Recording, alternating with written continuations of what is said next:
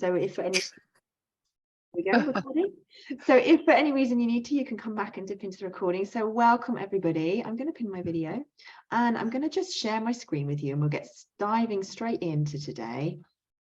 So today's session is the mindful menopause mindset. So unlocking resilience and reclaiming your life, which is a big, bold claim, isn't it? But we'll see what we can do. Now, last month, we hosted a session with Dr. Sally and Dr. Sam, and it was a brilliant introduction to what menopause is, what to expect, how to support yourself. So if you haven't watched that or you didn't want able to come along, I really highly recommend going back and checking out that recording. And I know Haley will provide the link to that. And today's session isn't directly about the many things that you can do to manage the physical side of menopause, like exercise, diet, all of those things, HRT. However, some of the things we're going to talk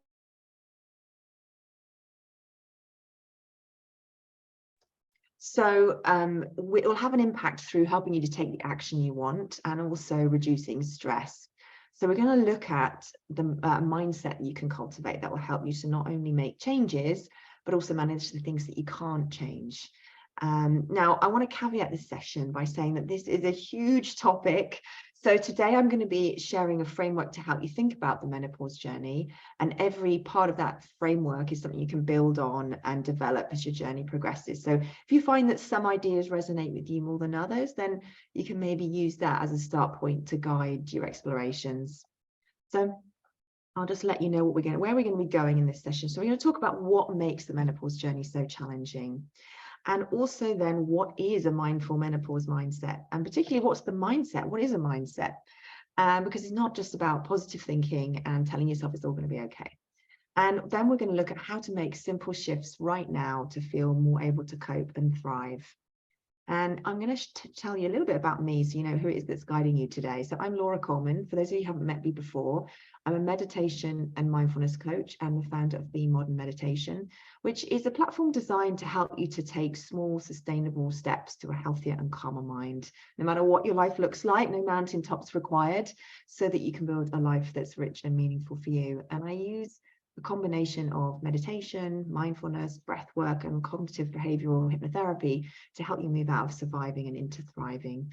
And one of the things I do is deliver talks and workshops like this for organizations with all sorts of audiences, like the Cancer Research Council, Ernst & Young, World Health Organization, and of course the NHS, but in all sorts of industries as well. And I'm currently in the perimenopausal stage of life myself, and it's a journey that for me at least began before I'd even realized. And in fact, Haley and I were talking about that before we all joined today. And mostly I'm lucky so far with how that's going, but sometimes it's really not very easy at all. And I can experience racing anxiety in my body, mood swings, the rage, as my family will testify, changes the way my body responds to food, weight gain, so much hair in the shower drain. It's a lot sometimes. And the toolkit that I've assembled over the years for myself to keep myself balanced and for my clients has needed to evolve too. And it's a mindful mindset that helps me to navigate life and all of its challenges, including the menopause. And so I'm really glad that you're joining me today so we can explore this topic together and help you to navigate this time either for you or so that you can support someone either in your personal life or in your professional life. Now, as I mentioned right at the beginning, I live in Alresford in Hampshire. I've got two teenagers. In fact, one of them has turned 18 today. So my son has just turned 18, which feels a bit scary. And I've got a crazy dog and a cat who are bound to at some point decide to make an appearance. So before we get started, I would love to know who's here today in terms of in the chat box where you are in relation to the menopause and how you're feeling today. Haley says she loves the rage. Yeah, you know what, sometimes the rage, I don't know if anyone else can relate to that, so let me know where you are at with your menopause journey, whether you are just contemplating what it's going to be like, you're in the middle of it, or you're on the other side. First step of the journey for some. Thanks, Emma. Maybe perimenopausal early stages. Yeah, and it can be tricky to know at first because it's just trying to work it all out. In the middle of it, peri. Hi, everybody. Perimenopausal. Brilliant. So there's a bit of experience here. Started HRT. Brilliant. And I'm going to keep my eye on the chat, but I'm also going to keep us going. So I will keep coming back to the chat box as well. Now, before we get started into the content that I'm going to share today, I thought it'd be useful for us to just spend a minute just landing and being here. Now, if you're like me, you've been running around all day, there's been lots going on. So I'm just going to invite you to just take a minute. So you can either close your eyes or just gently soften your gaze, and just allow yourself to be here. So just closing down your eyes, keeping your gaze soft, and just noticing your body in your chair, keeping your feet on the floor, your hands in your lap. And just take a moment to just set an intention to be right here. There's nowhere else to go. There's nothing else to do. This is it. Just notice your body breathing for you. Notice any sensations in your body right now. And if there's any muscles that are switched on that don't need to be, you just allow them to turn off and relax. Can you notice what's going on in your mind right now? Is it busy or calm? What kind of thoughts are there? Are they practical, reminding of things you need to do, places you need to go? Are they judging you and your experience right now? Maybe they're random and jumping around. Just notice, not trying to change anything, but not stopping anything from changing either. Just imagine that you're observing the snow in a snow globe. Your thoughts are the snowflakes, and you're just watching them as they begin to settle. Noticing if there's any emotions showing up and allowing those to be there too. And then just come back to noticing your body, sitting in the chair, perhaps feeling the weight of your arms by your side, the weight of your legs in the chair. And we're going to take 3 bigger than usual breaths, and just as you breathe in, just breathing in now, holding it at the top, and then just very slowly letting it out through your mouth. And doing that a couple more times. And with each breath, allowing some energy to come back into your body with the in-breath, helping you to feel ready to be here, ready to take things in, but also feeling calm and grounded. And when you're ready, you can just gently return movement to your fingers and your toes, gently blinking open your eyes, and just giving yourself a little bit of a stretch if you need to. Sometimes we've had a little bit of a pause like that, especially if you've been running around. So I'm going to just move the chat to there so I can see where I am. So what is the menopause journey and why is it so difficult? And as I said at the beginning, this workshop isn't going to be going into depth in the physical side of the menopause, but it is important to know what we're talking about and be on the same page. And women's health, as we know, is massively impacted by the sex hormones, estrogen, progesterone, testosterone. And in this peri stage, the wild fluctuations of the estrogen in particular has a big impact on the body. And it's noticed first by the brain, and it causes a range of physical and psychological symptoms. So it represents the time that marks the end of the menstrual cycle. So the actual menopause is just one day, a year after your periods stop. And it affects approximately half of the population, women, some non-binary, trans and intersex people. And the average age is 51, but it can happen much earlier and also much later. And in fact, I noticed in the chat box there that some people had an early menopause from various factors. So I'm going to try and keep on top of the chat box. And symptoms last 4 to 10 years, but sometimes longer. And again, I can see some people have had symptoms for a number of years. Some are just in the early stages. But I also want to note that post-menopause, women can experience more zest for life. And I think it's good to hold on to that. But what is the impact? So every woman is going to have a different experience. And these are some of the stats that were shared by Dr. Sally and Dr. Sam in the last session. And they highlight how much this is a problem, not just for the individual, but also for our workplaces. So 75% of women have symptoms. 1 in 10 will leave their jobs as a result. 14% reduce hours and 50% won't put themselves forward. And although there's some debate around suicide statistics about how much of that is related to menopause, the fact is that it is the highest rate of female suicide of between 45 and 54. So there's a few factors that come together to create what I call the perfect storm. And there's the physical symptoms. I'm very English. I'm talking about the weather again. There's the physical symptoms of the menopause, which can include everything from hot flushes, night sweats, hair loss, joint pain, bloating, low libido, a huge number. And then there's the emotional symptoms: anxiety, mood swings, depression, rage, overwhelm, feelings of lost identity. And the list is massive. In fact, depending on which research you look at, there's anything from 34 to 100 different symptoms of the perimenopause and menopause. And combined with all of that emotional and physical symptoms, we have the impact of modern life. Work pressure, inflammation that's caused by stress and lifestyle, which actually has a knock-on effect to the severity of your symptoms, family life, beliefs, culture, aging parents, teenagers at home. And in fact, British women struggle with the worst menopausal symptoms in the world, closely followed by American women. And I'd love to know in the chat box, what's the hardest part of your storm to manage? What do you notice in people around you if you're not directly experiencing? Is there a particular set of symptoms that you find hardest to deal with? Is it about the physical? Is it the mental symptoms? What's your menopause storm like? Is it a steady drizzle, that you're just constantly feeling it, or is it massive storms every now and again? It's kind of, and it's really helpful when to see each other's experiences. It's part of this whole journey, is not feeling so alone in it.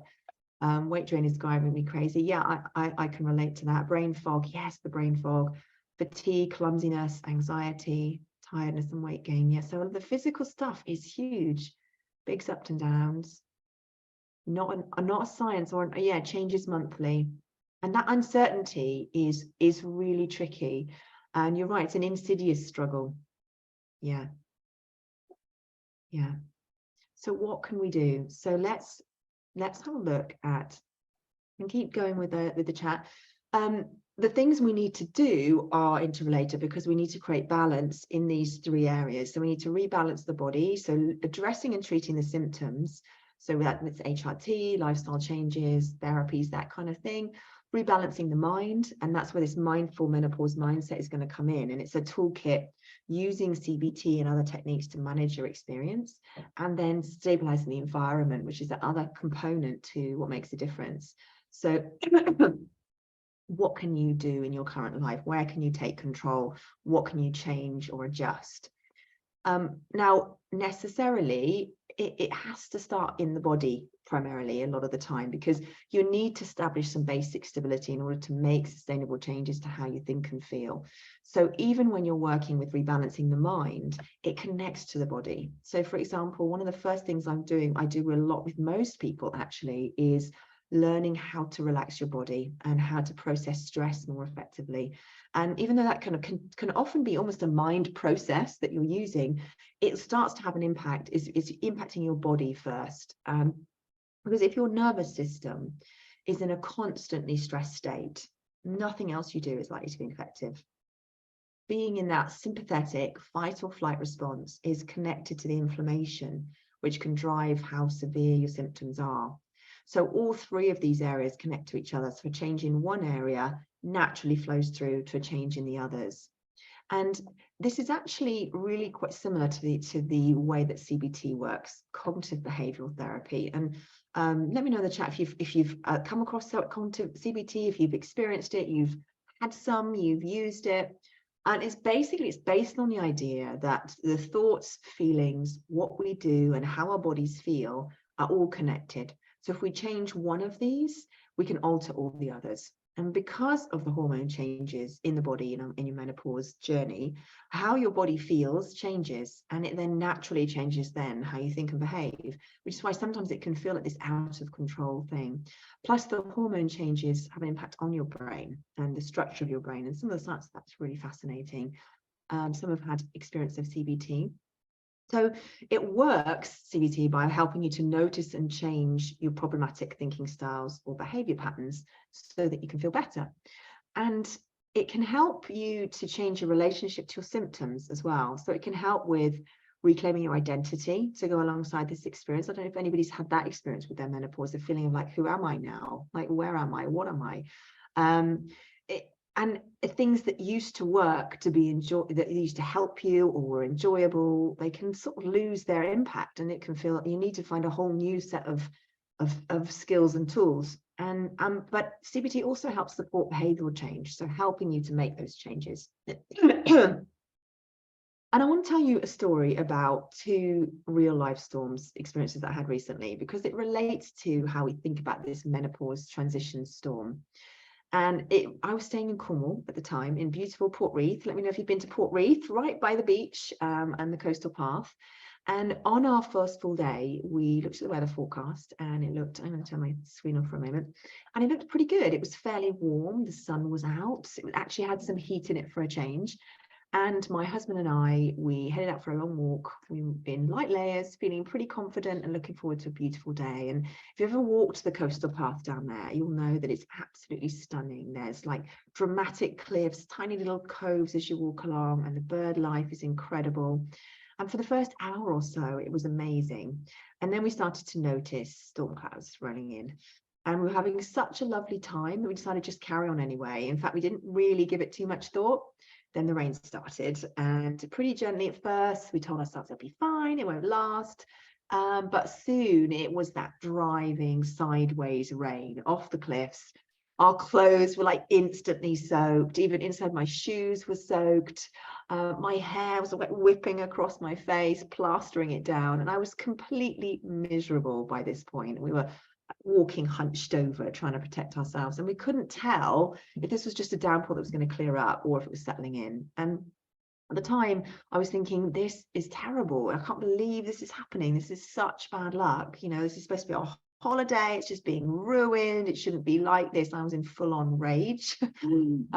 But finally, the rain stopped. But our misery didn't stop because the rain stopped, because even though there was no more rain and the skies were now clear, we couldn't escape feeling cold and wet. And honestly, I couldn't have told you one good thing that we saw on the way back. All I knew was I wasn't sat in the pub we'd planned to get to with a glass of wine overlooking the bay. And it was miserable. Now, the next day, when we dried out, my second storm experience, we set out for another epic walk, and the forecast looked really similar, same spring-like feeling. And for a moment, we kind of thought, shall we go? Shall we not go? But this time we were prepared. We took our raincoats in our bags, we packed extra layers, we wore our waterproof shoes. So our whole outlook and expectation was different, and we knew what to expect. We were ready for it. And the rain and the storms did come. We did still get wet, and it was still that horrible driving rain during the time that it rained. And I'm not going to lie, it still felt pretty horrible. But it had a completely different dialogue in my head. That layer of protection meant that I could experience the storm really differently. I felt confident it would be okay. I could see the beauty in the storm as it swept across the sea, the dramatic skyline that I'd been too bowed down to notice the day before. And I could stay connected to the fact that fundamentally I was okay.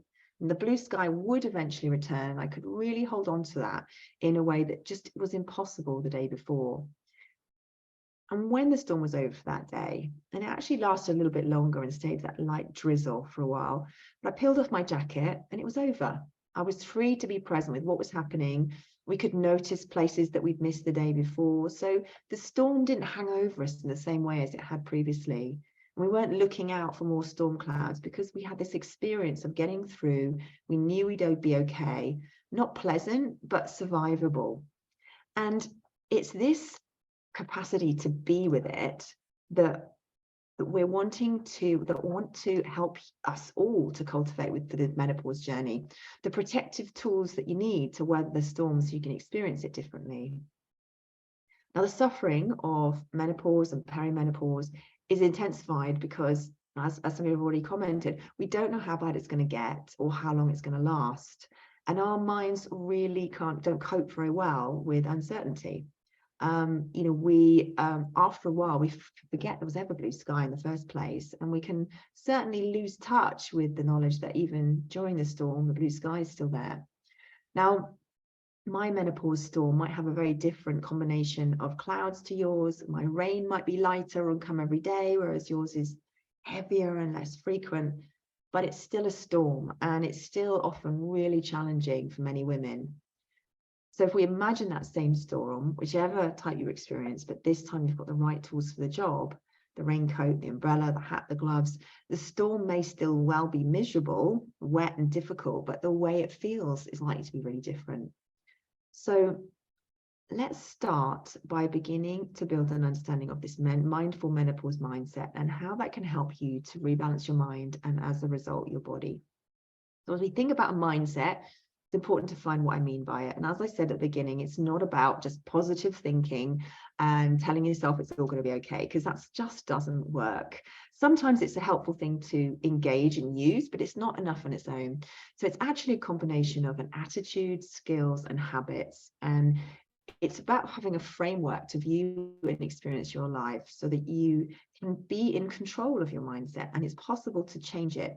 So you can think of a mindset as really being a flexible tool rather than a rigid framework and a set of rules that you have to follow. And I want to introduce you to the choice point. Now, I'd like to think of the mindful menopause mindset as a set of choices. So when we think about rebalancing our mind, it's like a roadmap to decide how we want to respond instead of feeling like we don't have a choice. So this is the choice point now, and it's a tool which is used in acceptance commitment therapy, which comes under the umbrella of CBT. And ACT, as it's known, is a type of mindfulness-based cognitive behavioral therapy.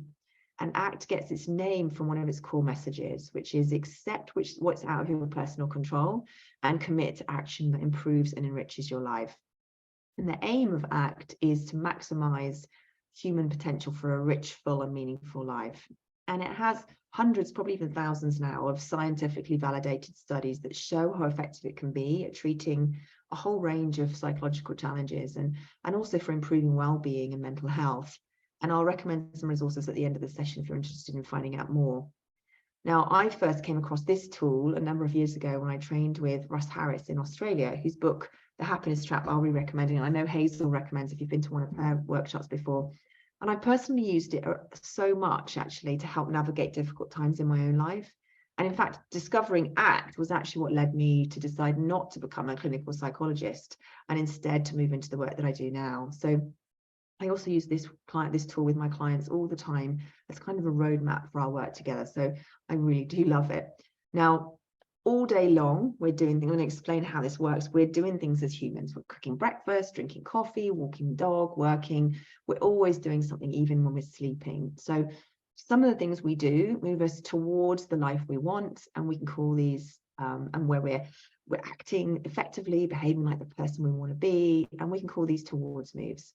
And some of the things we do move us away from the life we want, and we can call these away moves. And when life is easy and giving us what we want, it's usually pretty easy to choose towards moves and to act the way we want to and do things that make life better in the long term. But then, of course, life isn't easy most of the time, and the menopause journey can bring up so many extra things. So as we go about our day, challenging symptoms, difficult thoughts and feelings and sensations come up. You might have had some already like that today. And when we get hooked by the difficult thoughts and feelings that come up, we're like a fish caught on a line. It's like we get hooked, they reel us in, they jerk us around and off track. And when we're hooked, that's when we start to do these away moves. So things that don't help us in the long term. And actually, almost every psychological disorder, from stress, anxiety to depression and addiction, boil down to this process. We get hooked by difficult thoughts and feelings, and we do away moves. And those are things, basically anything that's not actually helping us in the long term, like distracting ourselves, overworking, not looking after ourselves. Now, there are times when most of us can unhook from those difficult thoughts and feelings, and we can do towards moves instead. We've probably all got things that we do that help us to unhook, doing things that take us to the life we want to live and acting like the kind of person we want to be. And the better we get at unhooking, the better life gets. So when we hit a challenging situation, whether that's related to the menopause storm or not, it's actually a choice point. Am I going to get hooked and do away moves, or unhooked and do towards moves? And actually, most of us, myself included, through the conditioning of our lives and the cultures we live in, we have a default setting to getting hooked, me included. It's like having a thermostat that when things get to a certain temperature, that response kicks in. So all of our healthy habits and practices can suddenly feel like they disappear, and we find ourselves doing things that might help in the short term, but don't ultimately take us to the life that we want. So how can we still experience the difficult thoughts, feelings, and body sensations and symptoms and live a life that's meaningful? And that's where the choice point and the mindful mindset comes in. So we can learn skills and techniques to help us make towards moves, and we can learn techniques to help us to get unstuck from thoughts, to stop doing the things that aren't helpful ways to cope, and instead move towards paying attention to it, befriending it, and connecting to what really matters to us. Now, obviously, in a session that's just an hour, it's really trickier for us to do too much of the actual skill building that can help. However, we are going to do two things, and hopefully those are going to be helpful for you. The first thing we're going to do is a short exercise to help you to see what happens when we get hooked by difficult thoughts and feelings. So it's a playful exercise, something that just kind of engage with the idea. So we're going to be looking at the away side of our choice point. And then I'm going to be talking you through a choice point example of something that I regularly experience in my own journey with menopause, to really show you how this can work. And I'll be sharing a free resource for you at the end, just a link to a video that you can watch, a guided practice, so you can experience something to help you with those towards moves. I don't think we'll have time to do that guided practice during this session. So if you're interested in giving a try, then I'll give you the link. So we're going to do, and I'll give that link to Hayley, so anybody who wants to do that after the session, they can. So the exercise we're going to do, I'd love you to join me in, is called pushing away paper. And so some of you may have come across this before. And what I need you to do, if you're willing to play along, is grab a piece of paper. It can be any piece of paper just hanging around on your desk. Just kind of give me a wave with your piece of paper, so I know if you've got your piece of paper. Excellent. Pieces of paper. Excellent. Thank you. Okay, so I want you to imagine, I don't know what piece of paper I've got here. I want you to imagine that, does anyone else just have lots of random bits of paper just seem to breed on their desk, or is that just me? Yeah. I want you to imagine that on this piece of paper are all the difficult thoughts, feelings, emotions, and memories that you want to get rid of. It might be about your menopause experience, or maybe something else. And if menopause isn't an issue for you currently, then it's any difficult thoughts, feelings, and emotions that you'd like to get rid of. Imagine they are all on this piece of paper. Now, in front of you here is everything that really matters to you deep in your heart, the people you love, things you enjoy, the activities and places that make your life meaningful. There's also the problems and challenges you need to deal with in your life today, tricky relationships, difficult people, situations, deadlines, and your menopause symptoms.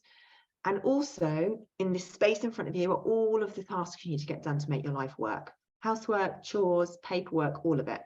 So imagine all the difficult thoughts and feelings that show up on your piece of paper. And when we get caught up by them and we feel overwhelmed and we get stuck in overthinking, I want you to copy me now and just slowly raise up this piece of paper so it's covering your eyes. And then right to this. So the thoughts about those difficult thoughts, they're totally all-consuming. They take you over. They're completely getting in the way of everything that's important to you. Now, hold that piece of paper tightly at the edges and push it away from you as far as you possibly can. So just literally push it out in front of you as far away as you can. Now, this is what our culture tells us we need to do. Get those thoughts and feelings away from you. We get told, do not dwell on difficult thoughts and feelings, to choose to think positively, take action, get rid of them. Okay, so let's try a bit harder. Let's push harder. If you've got shoulder issues, maybe don't, but push as hard as you physically can. Now, straighten your elbows, dislocate your shoulders. Let's get these thoughts and feelings as far away as you possibly can. Keep yourself busy, distract yourself, work harder, do more. Now keep pushing. And let's notice three things. Firstly, how tiring is this? We've been doing this for less than a minute and already it's tiring. Imagine doing this all day. How much energy would that consume? And secondly, notice how distracting it is. If someone you loved were in front of you right now, how hard would it be to give them your full attention?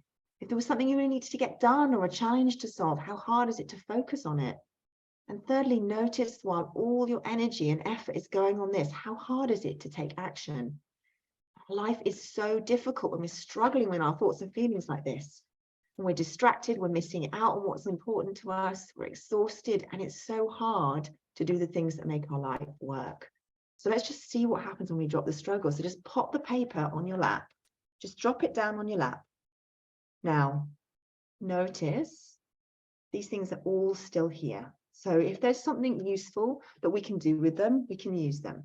Even really painful thoughts and feelings, as we know, have useful information for us, even if it's just pointing us in the direction of what we need to solve. And if there's nothing we can do, then we can just let them sit there. We haven't got rid of them all, but we've got a new way of responding. Now, let me know in the chat where you think you most often have your piece of paper. Where is it? Is it in front of your face? Are you struggling to keep it away from you now? Or, maybe even you spend all day like this, and when you get to bed, when you try and stop and rest, they're right in front of your face. Let me know. Where's your piece of paper? Try to juggle them all.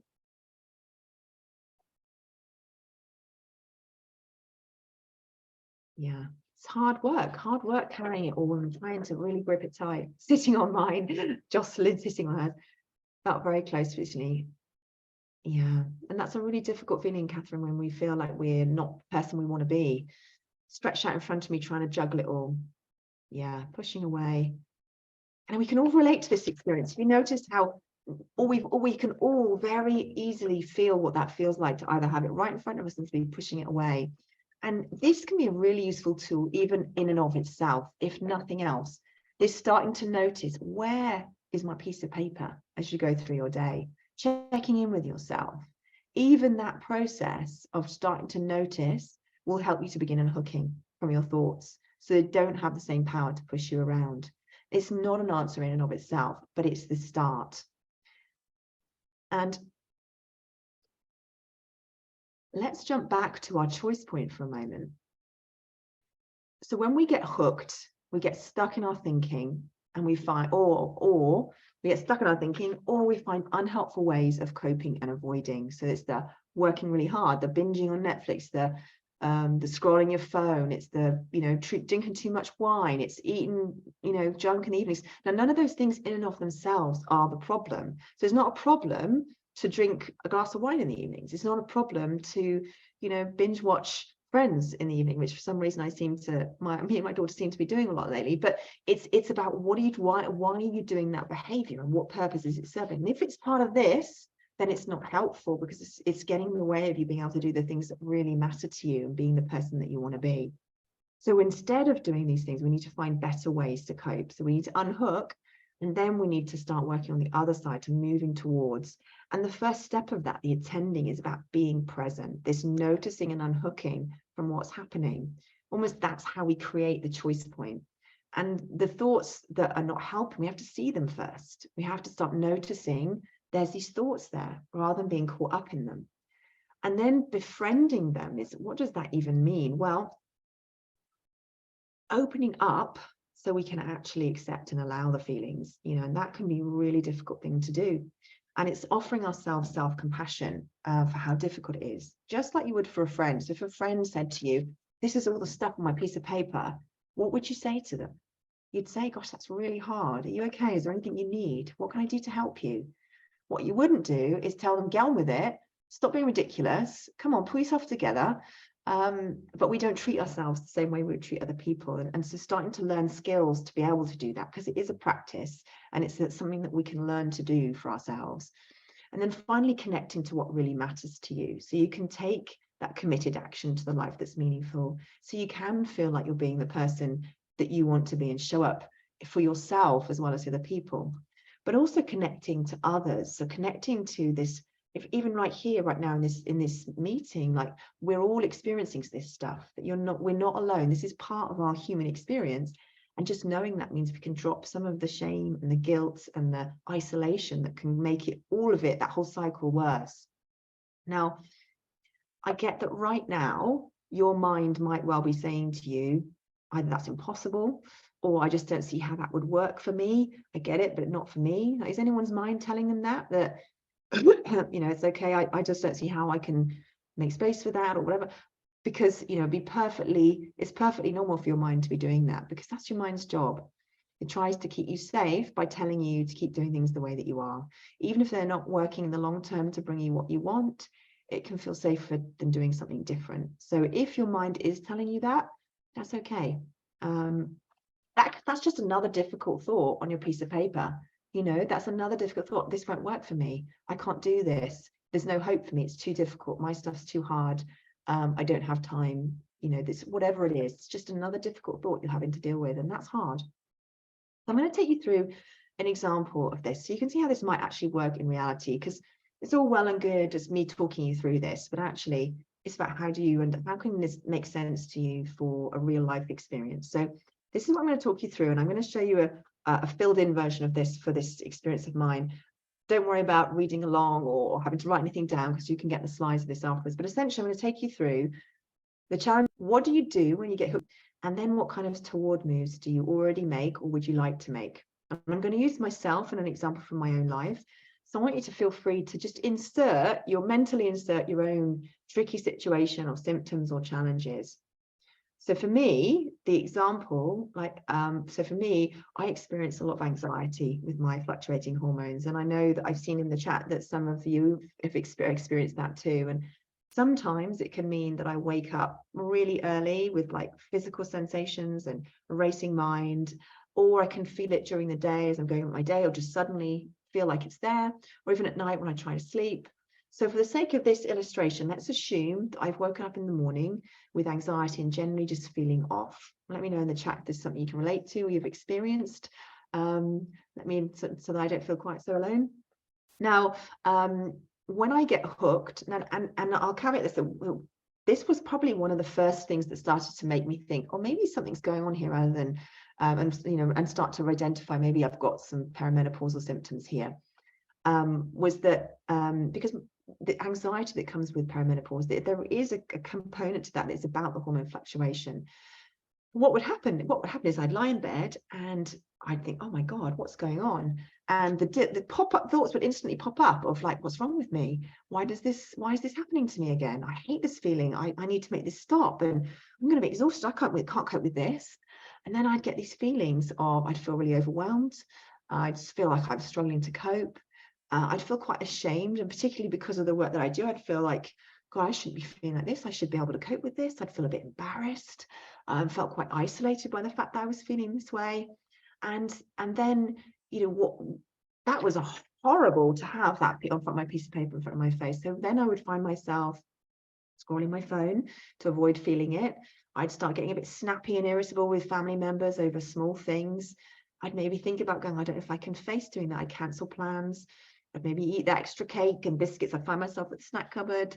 I'd avoid exercising, tell myself I need to sort myself out, because then there'd be this other layer. Then I'd start having another layer of thoughts of, about my behavior of like, well, you should be coping better than this. Why aren't you doing those things help you? You're ridiculous. Call yourself a coach. I'd have all of that stuff, and then I'd start being harsh with myself. So then can you see how when we get hooked, of course, these difficult experiences I don't want to have, and I want to avoid them.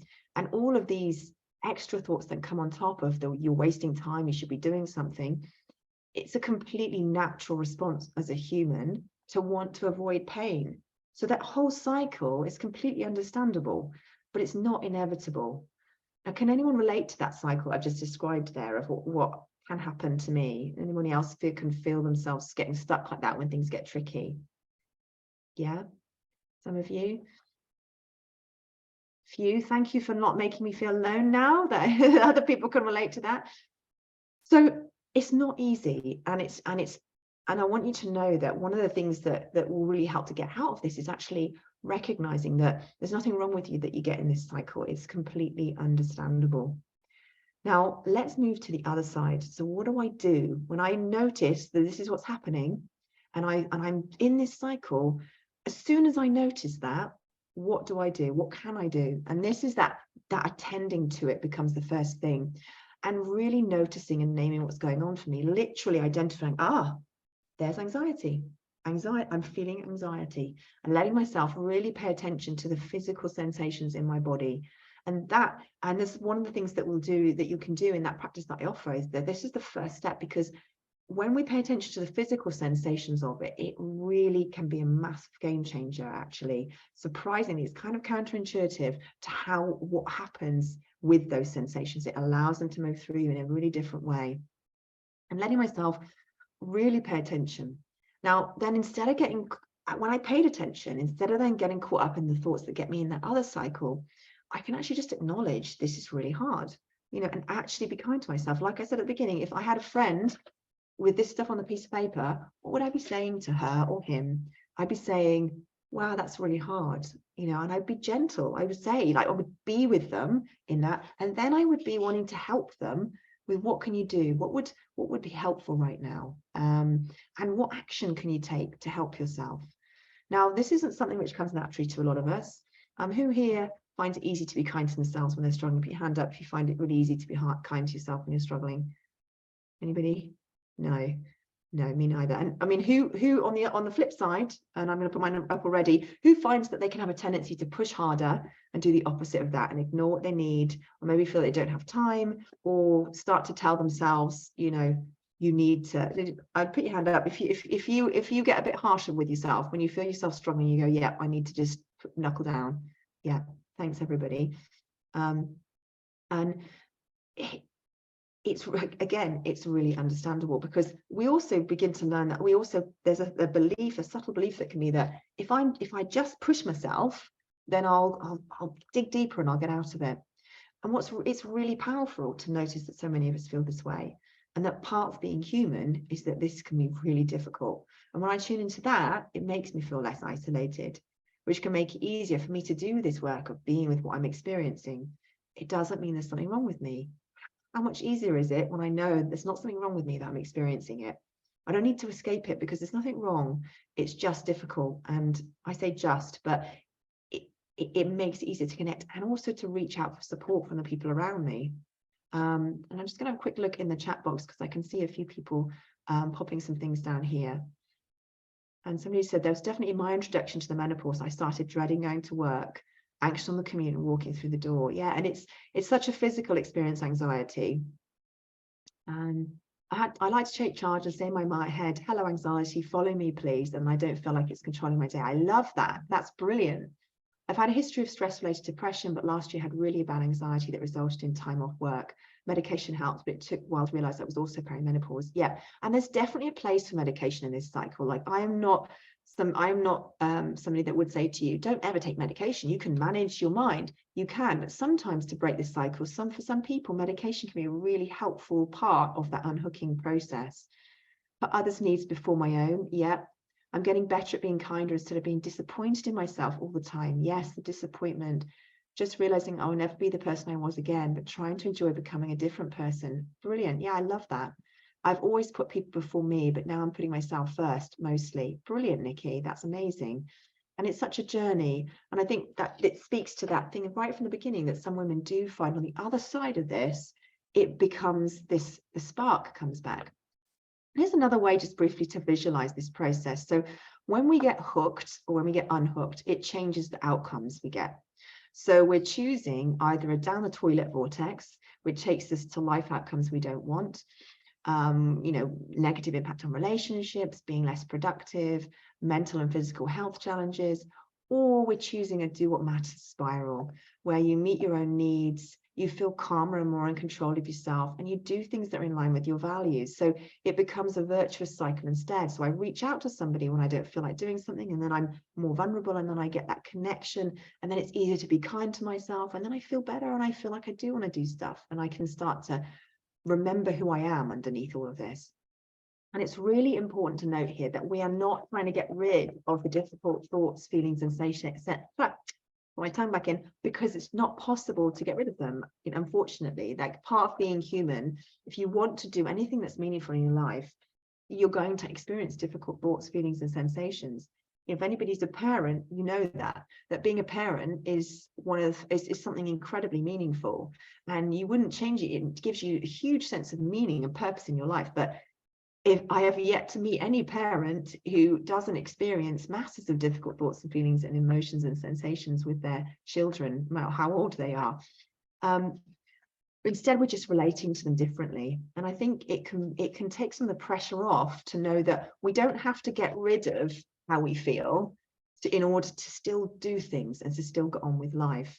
So although you can't always choose what happens to you, for example, your symptoms may be incredibly difficult to deal with, and you might need extra support for your body, for your mind, all of those things. But each moment we have a chance to choose how we respond and how we treat ourselves. And when we are able to be gentle with ourselves, or gentler, it's a learning and a practice, we actually reduce the stress we experience, because the science around self-compassion is really fascinating. Because when we're harsh with ourselves, and that inner critic, that voice that's like, oh, I can't believe you've done that again, you just need to, look at you, blah blah, that voice, it triggers a stress response in the same way that an external stressor would. So it's exactly the same. So it's like you're turning the stress response inward on yourself.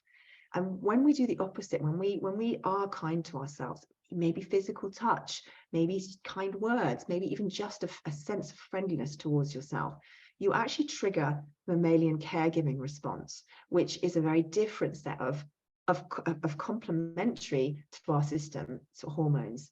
So it's self-compassion isn't just something that's nice to have. It's actually something that's essential if you want to change how it feels inside of you. So this ABC that we talked about here, is attending, befriending, and connecting. It's not going to take away the difficulties, but it will help you to experience them differently so that you don't feel so derailed. And it's a skill and a habit that you need to build. So whenever you pause, take a break, tune into what you need with friendliness, and then connect to what's important, you're building the muscle for responding that way. Now, I'm going to summarize here what's involved in this mindset. So the step one is creating that choice point in the first place. So focusing on rebalancing your nervous system and your body. In fact, as I said at the beginning, for most of my clients, this is the very first thing we need to do, because we can't do any of that unhooking work, any of that moving towards work, if we haven't sort of worked with that fundamental structure of what's going on in our body. And working on improving sleep is another big one, improving how we process stress, and working alongside other professionals to look at what else the body needs. And step two is then this unhooking from the struggle, learning how to manage your mind. And this is where CBT skills can be really helpful. And I think I noticed in the chat that some people were saying places where they've accessed CBT. And I know that Hayley has got, there's everyone is in the NHS is entitled to a set, I think, I can't remember what you called it, Hayley. It's like a one-to-one where you can get advice on where you can access help. So that's definitely something that you can access. So step two is that unhooking from it. And as I said earlier, even just beginning to notice where your piece of paper is starting to unhook you and allowing you to create a choice point. And learning to not beat yourself up when you still do this, that's okay. Just the noticing of what you're doing is the start.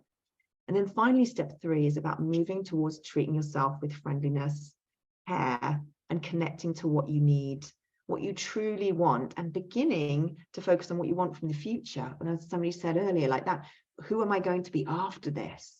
Now, that might seem a long way off if you're right in the thick of it with challenging symptoms, but it is possible for you. And I want you to know that, as I said at the beginning of the session, this is a huge topic. So don't worry if it feels a bit overwhelming or impossible. And as I said, your mind is really likely to tell you all sorts of things to convince you that it's not a good idea, won't work, and that it's a bit pointless. So instead of trying to do it all, what's one thing that you can think, do, or feel differently after this session? Have a think for a moment. And if you feel able to share in the chat box, then let everybody know, what are you taking away? That pressure or judgment, what's one thing that you can think, do, or feel differently after what we've reflected on through here?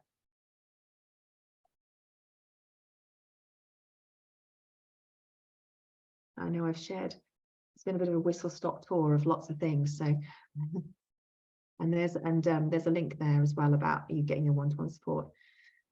And Catherine said, I like the idea of being more friendly and less harsh with myself. Yeah, and you know what, it is like, I think when you think of it as being like building a muscle, it's definitely helps it to be less binary. It's not like you either are or you aren't. It's like even small things, like initially when you want to start being kinder to yourself, it can be something small like letting yourself go for a wee when you need one. And I know that sounds ludicrous, but how many times have you sat like needing to go for a pee for 3 hours, and you've been busy and you haven't gone and done it, or you haven't had a drink, or you haven't got something for lunch, or it's just tiny things actually can be kinder. I will reframe my disappointment in myself, give myself a break. Yes, kinder. Thank you for coming, Debbie. Try to befriend my anxiety and recognize it for what it is. Yes. Naming the feelings and relook at my piece of paper. Fantastic. Yeah, not having to deal with people and can rest more. Yes. If my mind is racing with too many thoughts, looking out on the horizon helps stop them. Yeah, that's great. And I'm going to share one final quote with you before I share some resources and give you a chance to ask if there's any questions. And I love this quote from Pema Chodron. Now, Pema Chodron, if you've come across her, she's a Buddhist nun. She's American. And when she was in her late 20s, I think, she had a huge heartbreak, basically complete meltdown. And she went in search and she came across Buddhism and she dedicated her life to becoming a Buddhist nun. She's written a number of books that are really beautiful, actually. And she's quite practical and her wisdom is quite practical. And she shares this quote, "You are the sky. Everything else is just the weather." And there's a part of you that is nothing to do with your menopause. The part of you that is the same now as when you were 12, you know, that we all have that deeper part. It's the part of you, that identity that maybe gets drowned out during this time and it feels like it's disappeared. And it's also the part of you that has that wisdom and spark for this next phase of life. And how would it be if the menopause was actually a transition to something much greater for you? And how would it be if believing that was the way to create space for it to be true? Because menopause can be a journey to meaning and purpose and wisdom, rather than the breakdown and disintegration that it's understandable if it feels that way. So you can't always change the difficult things you face, but you can stay present and compassionate so you can stay connected to the person that you want to be. So thank you for being here today. I hope it's been useful for you. And I'm going to share a slide here of, this is the book Russ Harris, The Happiness Trap, that I would definitely say, if you're interested in this idea of how you can manage this unhooking and moving towards what you want, it's a great, really easy reading book. And there's the guided practice that I mentioned that will take you through that three-step process of attending, befriending, and connecting. And if you want to build in some practices to build your noticing muscle in the first place, you can join me on Monday mornings at 9 a.m. for some live meditation. I just meditate for like 10-15 minutes and it's completely free. And you can also do a free Get Started Now mini course if you want to start building a small meditation practice. Those are just there in case they're useful for you. So I'll open up in case anybody has got any comments, and I'm going to have a little scroll through the chat at the same time because I know I'm conscious that I missed a lot. Honestly, the most useful menopause related resource I've undertaken. Oh, thank you, Jocelyn. That's a lovely comment. Thank you.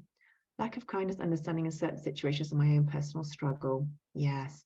Kindness is so underrated for ourselves because it's just not culturally what we think of, and we think of it as being a little bit self-indulgent and like it's going to make us lose our edge.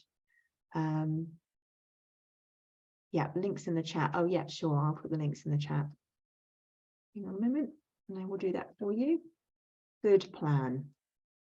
I also host guest experts every month, and actually this month's guest expert at the end of May, I say this month, it's not quite May yet, is it? Is going to be all about sleep. She's going to sleep expert, so she's going to be coming and talking about how you can get more sleep. So if you're on my mailing list, or if you check out my social media, then you can find you'll be able to find a link to sign up for that. It should be going live to sign up for it. Those are all free every month. So look out for that and follow me wherever you follow people if you want to keep an eye on that. And I'm just seeing if there's anything else. Oh, that's great, Catherine. Oh, which on the 9 o'clock session? Oh, let me see. It might be because I put it in capital letters. And I'm glad that it's been good to find out that you're not alone. It's you know what, there is something hugely therapeutic actually about, let's try that, see if that works without the capitals. There's something really therapeutic about knowing we're not alone. And I'm glad that you've got so much to take away. And if you and for those of you who need to leave, thank you for coming. It's been brilliant to spend time with you. Power of Now, Eckhart Tolle, same wavelength, very calming. Yes, the Power of Now is a really good book. Thanks, everybody. Lovely to see you.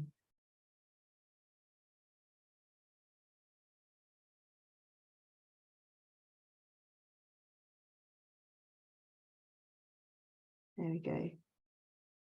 Oh, that's great, Jackie.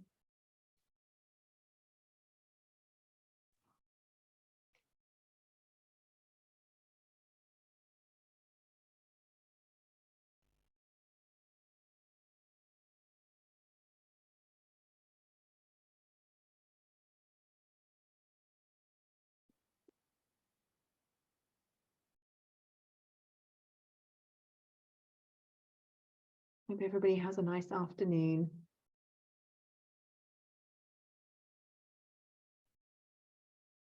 I don't know if that new link I put in works.